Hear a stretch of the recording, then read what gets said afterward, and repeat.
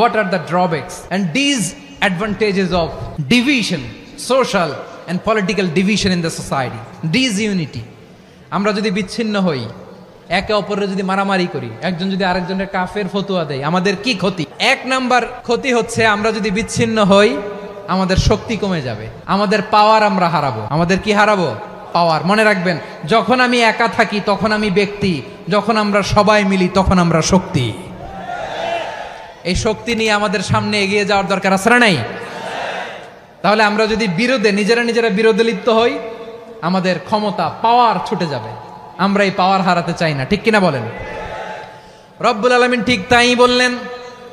রব্বুল আলামিন বললেন, খবরদার, ওয়াতিউল্লাহ ওয়া রাসূলাহু ওয়া লা তানাযাউ ফাতাফশালু ওয়া তাযহাবা রিহুকুম ওয়াসবিরু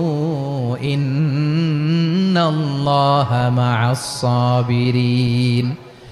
আল্লাহর আনুগত্য করো, নবীর আনুগত্য করো, কিন্তু খবরদার নিজেরা বিরোধে লিপ্ত হয়ো না, নিজেরা মারামারি করো না, তাহলে তোমাদের শক্তি কমায় দিবে কে?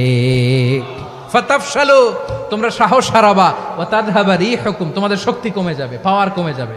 তাহলে আমরা যদি নিজেরা মারামারি করি, আমরা নিজেরা যদি বিচ্ছিন্নতায় লিপ্ত হই, আমরা যদি মতানৈক্য করি, তাহলে আমাদের শক্তি কমে যাবে, ঠিক কিনা? আমরা শক্তি কমাবো। আচ্ছা, ছোট্ট একটা বাঁশের কঞ্চি যদি আপনারা দেয়, পায়ের মধ্যে ধাক্কা দিয়ে ভাঙতে পারবেন না? এরকম বাঁশের কঞ্চি যদি 20টা একসাথে জোড়া লাগায় দেয়, ভাঙতে পারবেন? কথা বোঝে নাই মনে হয়। চিকন একটা বাঁশের কঞ্চি দিলে ভাঙা যাবে না? এরকম চিকনই 20টা বাঁশের কঞ্চি একসাথে লাগাই দিলে ভাঙতে পারবেন? কারণ যখন আমি একা থাকি তখন আমি ব্যক্তি, যখন আমরা সবাই মিলি তখন আমরা শক্তি। আমরা যেন শক্তি না হারাই। আমরা বিরোধে লিপ্ত হলে আমাদের শক্তি কমে যাবে। এই হচ্ছে 1 নম্বর ডিসঅ্যাডভান্টেজ। 2 নম্বর ডিসঅ্যাডভান্টেজ হচ্ছে আমরা নিজেরা বিরোধে লিপ্ত হলে অন্যরা আমাদের মাথায় কাঁঠাল ভেঙে খাইতে সুবিধা হয়। কথা বুঝেন নাই?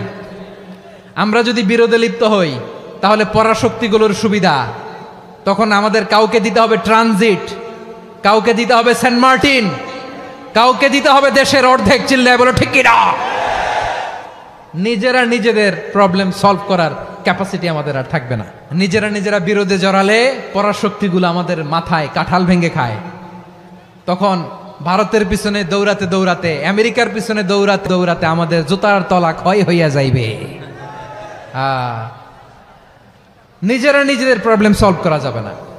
আমরা যদি অন্যের পিছনে না দৌড়াতাম আর এই বিরোধকে থামাতে পারতাম, বাংলাদেশ আজকে যেখানে আছে তার কমপক্ষে 50 গুণ সামনে থাকতো। চিল্লায় বলেন ঠিক কিনা?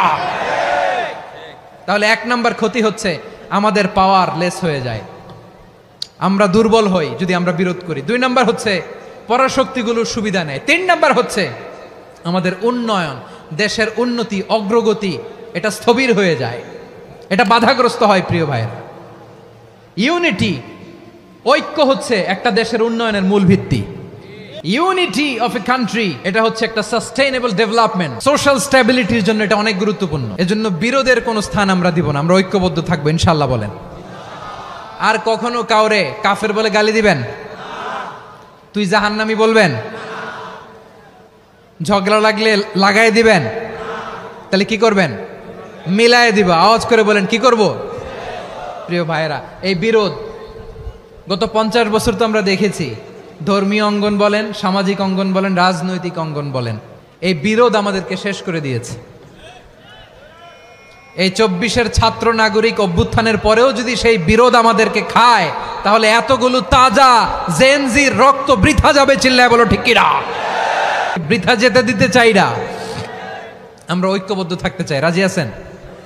আমরা আর কাদা ছড়াছড়ি করব না। অনেক হয়েছে আন্না, এবার থামুন। অনেক হয়েছে আন্না।